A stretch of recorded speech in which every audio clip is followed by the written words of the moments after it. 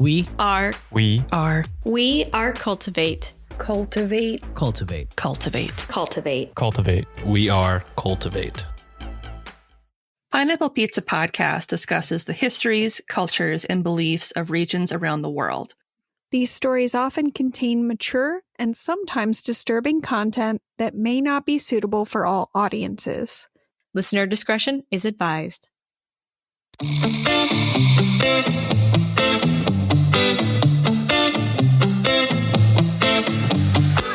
Welcome to Pineapple Pizza Podcast, where we serve up delicious slices of mythology, cryptozoology, and urban legends. It's an interesting combination of flavors.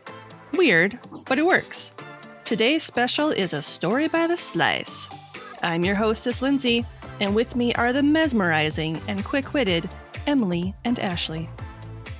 Ooh, I love it when you guys describe us. I feel like I am more desirable now, based solely on that description. I have famously said in the past that I would spelunk into your depths, so... That's true. That's like literally recorded somewhere. It's literally out there for the world to hear, so yes. Maybe it's also because I found out I lost 21 pounds. That feels nice. I'm so sexy now. Even though I still look like a potato. I am the sexiest of the potatoes. Potatoes can be sexy. Potatoes can't. Yeah. You're a Yukon Gold potato. Oh. Ooh, I sound fancy. You're really good mashed. That got weird. All right. It's okay. I was into it. All right. Today's slice is a tale of intrigue and dangerous secret ingredients. Oh my god, I'm so fucking excited right now. Danger! Like, not in a sexual way, but maybe a little. I think you're really going to like this one, Ash. God, I'm so fucking excited. The evening of March 18th, 1984, would mark the start of one of the most bizarre unsolved cases to ever take place in Japan. Oh my god, yes. At 9 p.m., 3 kidnappers hidden behind masks and armed with guns broke into the Nishinomiya home of the president and CEO of the Izaki Glico Company, 42-year-old Katsuhisa Izaki. The company, which is more commonly known as Glico, is famous for selling sweets, most notably Pocky. Is that the caramel that you chuck at the slip mouth No, woman? Pocky are those little itty-bitty mini breadsticks that are usually dipped in chocolate. Okay. Yep. I had a friend who used to eat those. So yeah, that's the Glico Company. I've seen them, but I have not ever put one in my mouth. They're pretty good. I have had them before. They sell pretty much everything, such as hamburger meat and ice cream, in addition to their sweets. Hopefully not together. Oh, yeah. Go well. Hamburger meat Pocky. Ugh. Their products are crafted with oyster glycogen, which is said to have a health-boosting effect. Izaki's kidnappers forced their way into the residence after first breaking into the home of his mother. They left her bound and gagged in her home before using her spare keys to enter the home of her son, who lived next door. I was just about to ask, do they live in adjoining homes? Yeah, they live right next door to each other. Don't marry that guy. Once inside, they bound and gagged his wife and daughter before dragging him out of the bath. They left his family behind, unable to call for help after cutting the phone lines, before shoving him naked into a vehicle that was waiting outside. Oh my god. Sucks. It's like my worst nightmare. It was March too. Ugh. Yeah. It's bad enough to be kidnapped, but kidnapped in the nude. Yeah. Come on. Winter. His kidnappers gave him a coat and a ski hat as they transported him to a warehouse in Ibaraki near the river docks, where they announced their demands. Referring to themselves as the monster with 21 faces, they wanted 1 billion yen, which equates to about $9 million, as well as 220 pounds of gold bullion. The ransom letter had been found in a nearby phone booth. Remember, this was 1984. There were Yeah. phone I just booths. randomly leave it. Yep. Yeah, I got there a second later, and I was like, phone booth? Oh, wait, 80s, never mind. Yep. 1984 was a good year, if I do say so myself. I was -3, so I would not know. I was 1. Well, wait, I wouldn't have been 1 yet because it was March. I would eventually be 1. The huge ransom amount, not to mention the high-profile kidnap victim, intrigued and confused the people of Japan. Crime rates in the country were particularly low, and what little crimes there were dealt with quickly by the police. In fact, there were only 27 reported kidnappings in the whole of Japan in 1983, and the police had solved 97% of all murder cases, making them one of the most effective police forces in the world. Yeah, but did they really solve them, or did they do what other countries have done where they quote-unquote solved them? Oh. Well, either way, that's an impressive clear rate, but Mm-hmm. we don't got that over here. Nope. This elusive organization, the Monster with 21 Faces, was able to avoid police capture like nothing the Japanese police had ever encountered before. The Osaka-based extortion ring seemingly crafted their name from a shape-shifting thief in a 1936 novel titled The Fiend with 20 Faces by Edogawa Rampo. The pseudonym was used by Hirai Tairo and based on the Japanese translation of Edgar Allan Poe's name. I Oh. love that. Here's how the novel starts. Quote, "In recent days in the city called Tokyo, in every neighborhood and in every house, wherever 2 or more people are gathered, they talk about the mystery man with the 20 faces, just as naturally as if they would talk about the weather. 20 Faces is the nickname of a mysterious robber who has been stirring up the newspapers every day.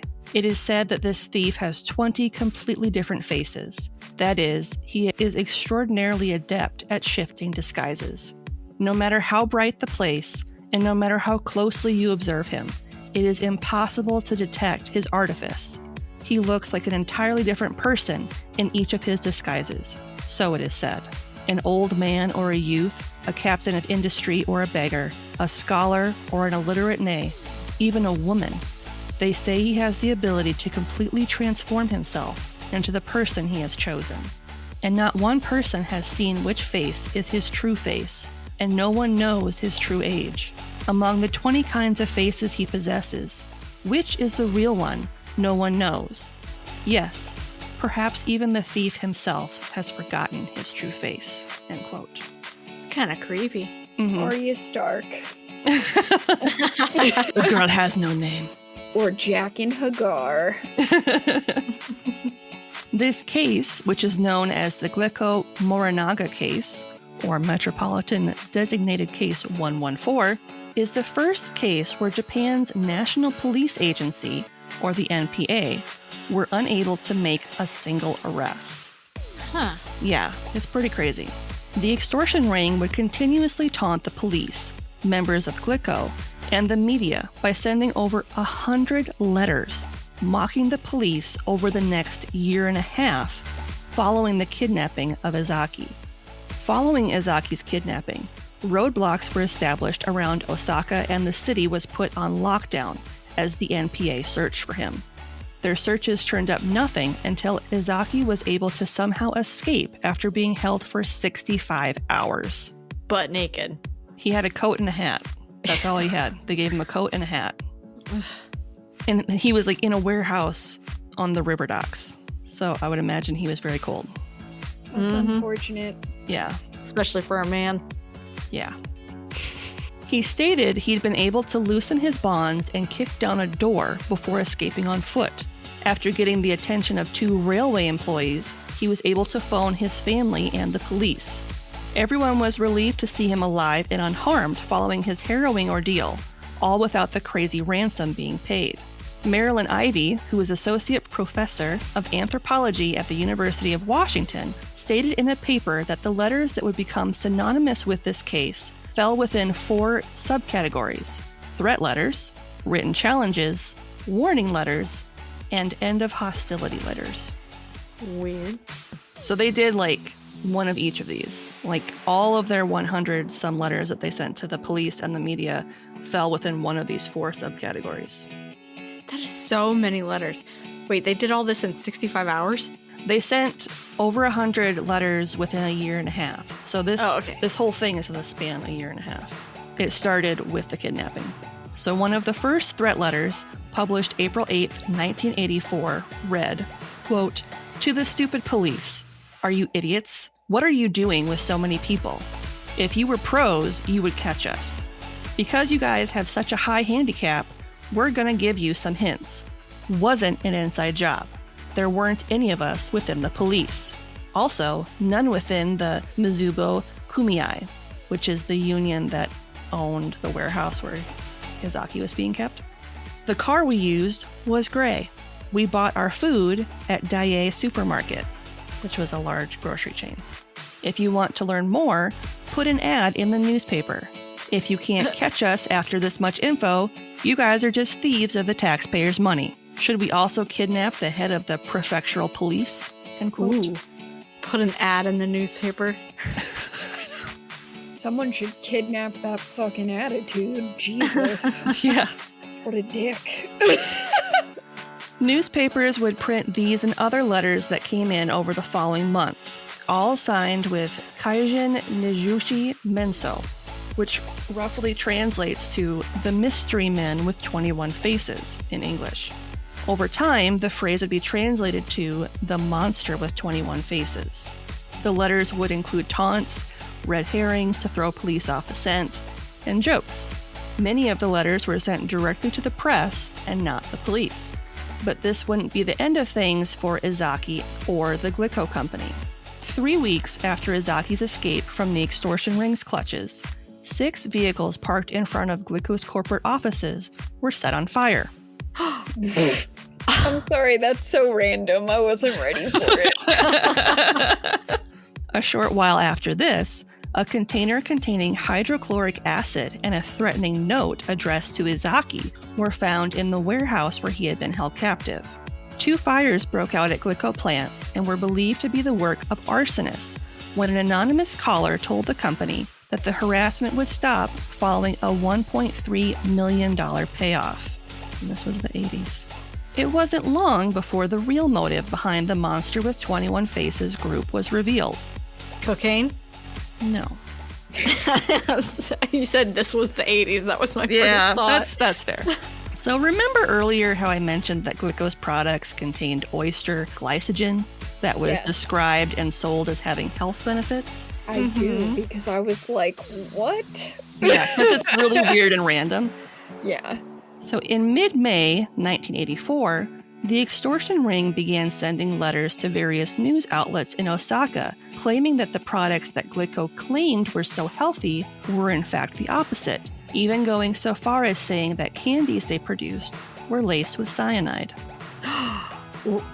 It's Rasputin. You called it. We're done. And thanks for visiting our beautiful Anytime someone says cyanide from now on, I'm like, huh? Suspicious.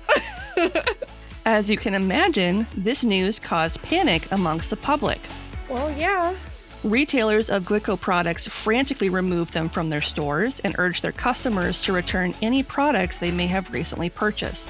In total, this massive recall cost Glico around $21 million, Jeez. Jesus Christ. not only resulting in a huge financial loss, but the company's stocks plummeted and they were forced to lay off 1,000 workers. Oh my god. Worst of all, during an analysis of the candy, not a single trace of cyanide was found. As if this wasn't bad enough, a copycat extortionist was also terrorizing the food industry. A 42-year-old man was charged after trying to extort $214,000 from the Tokyo Coca-Cola Bottling Company after threatening that he'd laced the drinks with cyanide. The president of Kirin Brewery, Hideo Motoyama, stated, quote, "The Glico case is very much our concern too. If this kind of crime is left unpunished, there will be no stable operation of food companies," end quote. The monster with 21 faces continued to send out clues and taunting letters to the media and police, with one on April 23rd, 1984, even stating what type of typewriter they were using when they wrote their letters. Jeez. The Pan Writer typewriter, which used the hiragana syllabary. I'm so sorry. I really thought you were going to say gonorrhea. I'm fine. Was important because it was a very rare and obsolete style of typewriter. All the letters were also written in the Osaka dialect, which is known for being able to communicate emotion and humor. They once instructed Glico employees to arrive at a particular phone booth at a specific time to receive further instructions. But when police disguised as employees showed up, no phone call was ever made. The following day, another letter was received stating, quote, "You thought you could fool us, dressed up in your nice businessmen's blue suits, acting like salarymen, but those shifty eyes gave you away," end quote. Oh, wow, they're really taunting the heck out of the cops. Yeah. In one letter, the group stated that they'd burned 15 boxes of cyanide-tainted Glico chocolates and taken another box off a store shelf in Osaka. On June 26, 1984, it seemed the extortionists had grown bored of torturing Izaki and had instead called for a ceasefire. In a letter, they wrote, quote, "To our fans throughout Japan, we're satisfied. The president of Glico has already gone around with his head hanging down long enough. We would like to forgive him. In our group, there's a 4-year-old kid. Every day he cries for Glico. We also haven't eaten any for a long time, and we used to eat it all the time. It's a drag to make a kid cry because he's deprived of the candy he loves. So we're also really upset. It would be great if we could forgive Glico so the supermarkets could sell their products again. Japan has gotten terribly hot and humid, so when our quote-unquote work is done, we want to go to Europe. Geneva, Paris, London. We'll be in one of those places. The police have done a good job.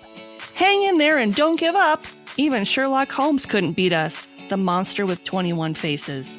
If you read the story, Kaijin no Menso, or the fiend with 20 faces, you'll get a lot smarter. The police's European tour. Let's go to Europe to catch the monster with 21 faces. Let's bring Pocky, the traveler's friend. Delicious Glico products. We're eating them too. See you in January of next year. End quote. What in the actual frig? Because I'm trying to curse last, remember? Not the actual frig. Like, are they now trying to be an ad campaign for Glico and apparently European tourism? Yeah. So this turned out to just be another red herring. Okay. They would, in fact, go after 6 more food manufacturers. Jeez Louise. The first to be hit was the Marudai Food Company. Unlike Glico, they agreed to pay the money to make the harassment stop. Marudai set up a police sting operation to capture whoever was working for the extortion ring. So on June 28, 1984, an investigator posing as a Harudai Ham employee took 50 million yen and boarded a train in Osaka headed towards Kyoto. The drop-off point was going to be marked with a white flag along the train tracks, at which point the employee was ordered to throw the money from the train. Sorry. Just see somebody hurling a bag out the window. I'm just picturing either a big postal mail bag or a giant suitcase. Because it was the 80s, it would have been a giant Samsonite briefcase. Would have been amazing. Somebody standing on the side gets nailed in the head. It was on this train that one of only 2 clues in this case was discovered. A man who became known as the Fox-Eyed Man for his large fox-like eyes. Ooh. While on the train, the undercover officer noted a large, fit man who was acting suspiciously. Although he was followed by police when he disembarked and boarded a train headed back to Osaka, they lost him. He was spotted again by another officer at Kyoto, who attempted to tail him, but he once again was able to give investigators the slip. In September 1984, the monster with 21 faces targeted Morinaga Company, who is best known for their fruit-flavored, taffy-like Hi-Chew candy, and they demanded $400,000. When the candy supplier refused, The following letter was sent to media outlets across Japan on October 8th. Quote, "To moms throughout Japan. In autumn, when appetites are strong, sweets are really delicious. When you think of sweets, no matter what you say, it's Morinaga. We've added some special flavor. The flavor of potassium cyanide is a little bitter. It won't cause tooth decay, so buy the sweets for your kids. We've attached a notice on these bitter sweets that they contain poison. We've put 20 boxes in stores from Hakata to Tokyo." End quote. That's messed up. You're threatening to poison people's children. Mm-hmm. That's messed up. The news had retailers and police all over the country checking their stock of Morinaga candy. And this time, the monster with 21 faces was telling the truth. Police discovered boxes of Morinaga angel pies and choco balls with extra labels in Kyoto, Osaka, Kobe, and Tokyo. The labels read, "Danger, contains poison. You'll die if you eat this. Signed, the monster with 21 faces." Unlike previous threats, this time the candies actually did contain cyanide. Between October 1984 and February 1985, 21 packages containing cyanide-laced candies were located. As if this wasn't terrifying enough, the group sent more letters to media outlets, letting the public know in no uncertain terms that they meant business when they said that next time there wouldn't be labels on the deadly candy.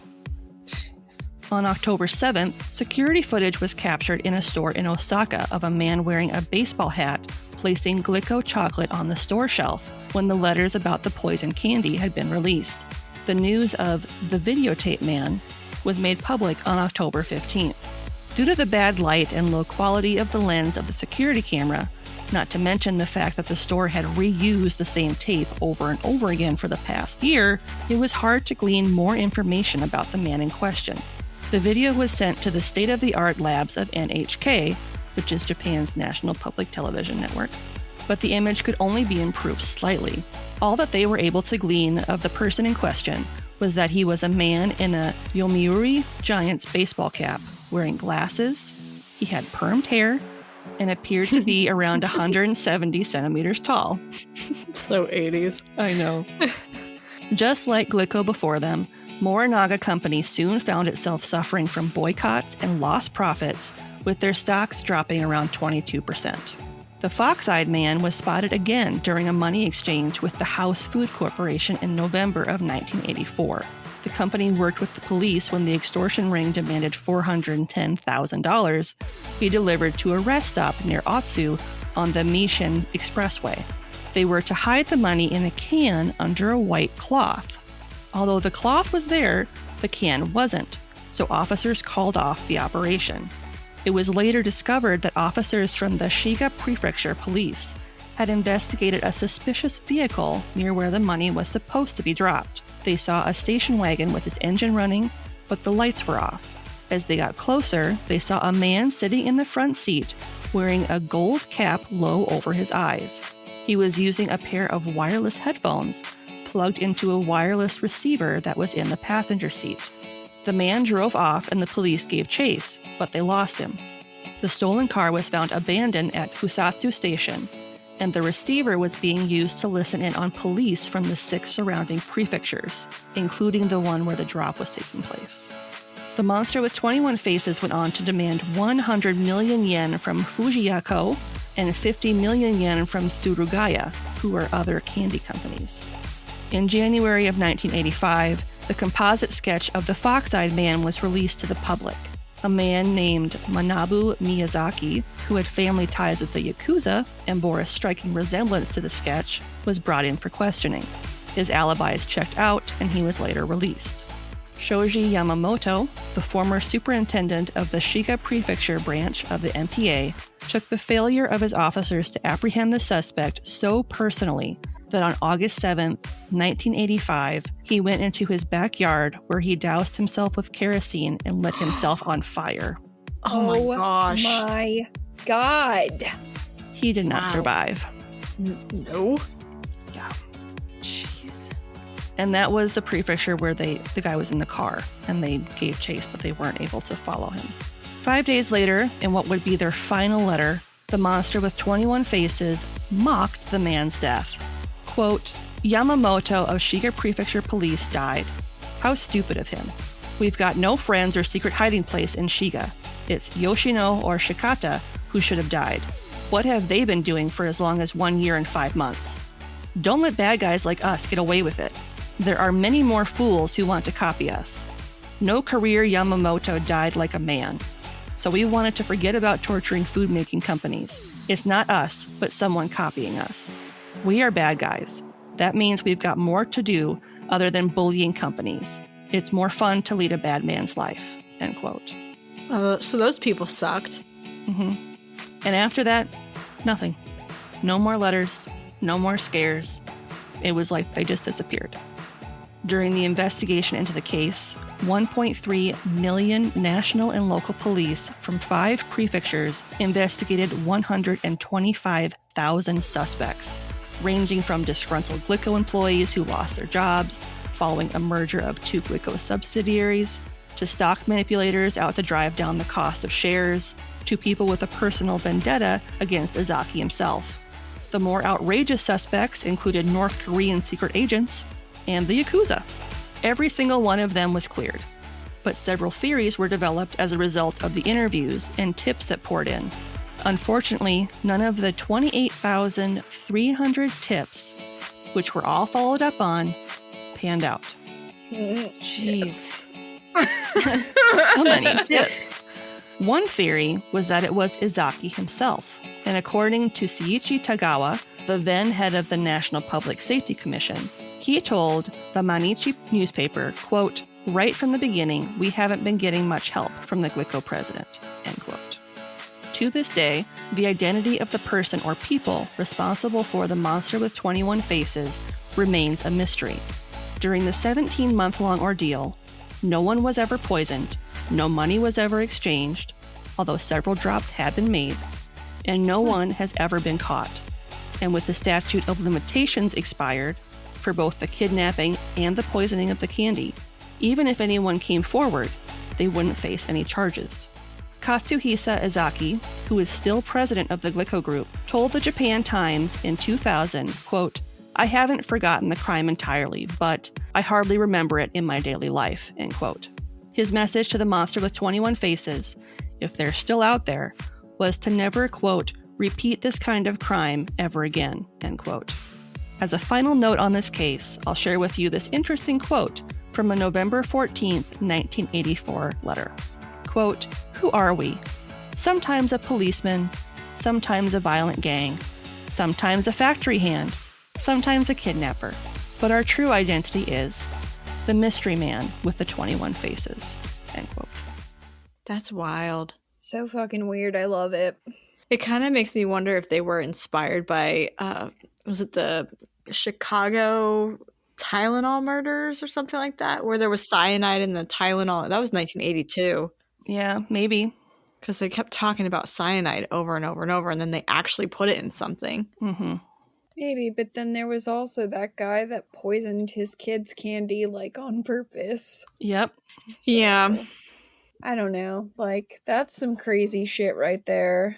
Mm-hmm. But I just feel like, Sherlock Holmes would have caught you. Like, I'm sorry, he just would have. That's, like, a fact.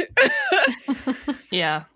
And also, B, like, I don't fucking understand what they got out of doing this. Like, why was it worth all of the time and energy and effort that they put into writing all those letters and doing all this stuff? Like, I imagine they just got pleasure out of watching how afraid people were, because people had to have been terrified. The threat of cyanide in the food that you give to your children.